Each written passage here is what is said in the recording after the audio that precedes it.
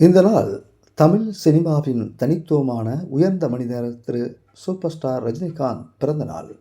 Cinema உலகத்தின் ஒரு நட்சத்திரம் என மட்டுமல்ல, எந்த ஒரு கதாபாத்திரத்தை ஏற்றாலும் அதில் தனக்கென ஒரு ஸ்டைலை ஏற்றி அதை மறக்க முடியாத அனுபவமாக மாற்றிவிடும் சாமர்த்தியசாலி ஆவார். அவரது வாழ்க்கையும் பயணமும் ஒரு முக்கியமான உண்மையை சொல்லுகின்றது.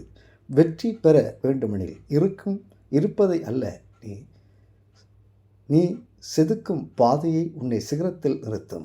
ரஜினிகாந்த் நடிப்பு வெறும் பாத்திர படைப்பு அல்ல, அது அவரது தனிப்பட்ட கவர்ச்சி. சினிமாவின் ஸ்டைல் என்று சொல்லும்போது முதலில் நினைவுக்கு வருவது ரஜினி தான். அது அவருக்கு மட்டும் உரியது. சிகரெட் சுழற்றும் பங்கு, கண்ணாடி அணியும் விதம், இவை அனைத்தும் தமிழ் சினிமாவின் கலை சொல்லாகவே மாறின. நான் ஒரு தடவை சொன்னால் 100 தடவை சொன்ன மாதிரி போன்ற வசனங்கள் வெறும் உரையாடல்கள் அல்ல, அவை ஸ்டைல் மற்றும் வீரியம் நிரம்பிய சினிமா தருணங்கள். பஸ் கண்டக்டராக தொடங்கிய வாழ்க்கையை பின்னர் தமிழ் சினிமாவின் முடிசூடா மன்னராக உயர்ந்த அதிசயம். இது வெறும் கதை அல்ல, இது கோடிக்கணக்கான மனிதர்களுக்கு ஒரு உந்து சக்தி.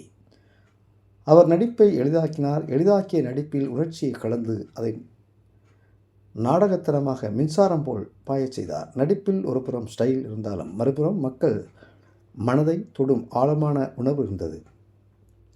திரைத்துறையில் அவரின் முதல் சந்தர்ப்பம் எளிதானது. ஒரு சிறிய காட்சி, சில வார்த்தைகள். ஆனால் அடுத்து வந்த வாய்ப்பு அச்சம் தரும் விவகாரம். அது 3 மகா நட்சத்திரங்கள் முன்னணியில், அதாவது கமல்ஹாசன், ஸ்ரீதேவி, கல்கத்தா விஸ்வநாதன். அதில் ரஜினியால் சரியாக வசனம் பேச முடியவில்லை.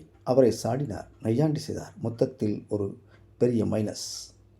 இந்த நிலையில் பலரின் கனவையே முறியடித்திருக்கும். ஆனால் ரஜினி துணிந்து அது குறித்து ஆழமாக யோசித்தார். எனக்கு வசனம் நினைவில் வர நேரம் ஆகிறது, ஆனால் காட்சியிலிருந்து வெளியே போக முடியாது. எப்படி அக்காட்சிக்கு உயிர் தருவது? ஒரு புத்திசாலியான வழியை தேர்ந்தெடுத்தார். உரையை நினைவில் வைத்துக் கொள்ளும் வரை காட்சிக்குள் ஏதாவது செயல் செய்து கொண்டு இருக்க வேண்டும். ஒரு அசைவு, ஒரு கைப்பாவை, ஒரு நடத்தை. இது பின்னர் ஸ்டைல் என்ற புகழை உருவாக்கியது. இயக்குநர்களும் ரசிகர்களும் அதை ரசித்தனர். அவரின் குறைபாட்டை அவரின் அடையாளமாக, அவரின் வெற்றியாகவும் மாற்றியது. இந்த அணுகுமுறையை பின்னர் நடிகர் ரகுவரன் உட்பட பலர் கூட பின்பற்றினர். ரஜினிகாந்தின் பயணம் ஒரு விஷயத்தை சொல்கிறது. தோல்வி என்பது முடிவல்ல, அதுதான் பணியை உருவாக்கும் தொடக்கம். தமிழ் சினிமாவில் முடிசூடா மன்னராக உயர்ந்த ரஜினிகாந்த் தான் ஏற்றுக்கொண்ட அனைத்து விடங்களிலும் ஒரு பிரம்மாண்டமாக திகழ்ந்தார். இந்த டிசம்பர் 12ஆம் தேதி ரஜினிகாந்தின் பிறந்தநாளை அவருடைய கோடிக்கணக்கான ரசிகர்களும் சேர்ந்து மனமாற வாழ்த்துவோம். இன்று ஒரு உச்சப்பட்ட நடிகரின் பிறந்தநாள் மட்டுமல்ல, தனித்துவம், துணிவு, படைப்பாற்றல் மற்றும் நான் வேறு மாதிரி என்ற தத்துவத்தின் கொண்டாட்டம், அவரது தனித்துவமான மகத்துவத்தின் கொண்டாட்டம்.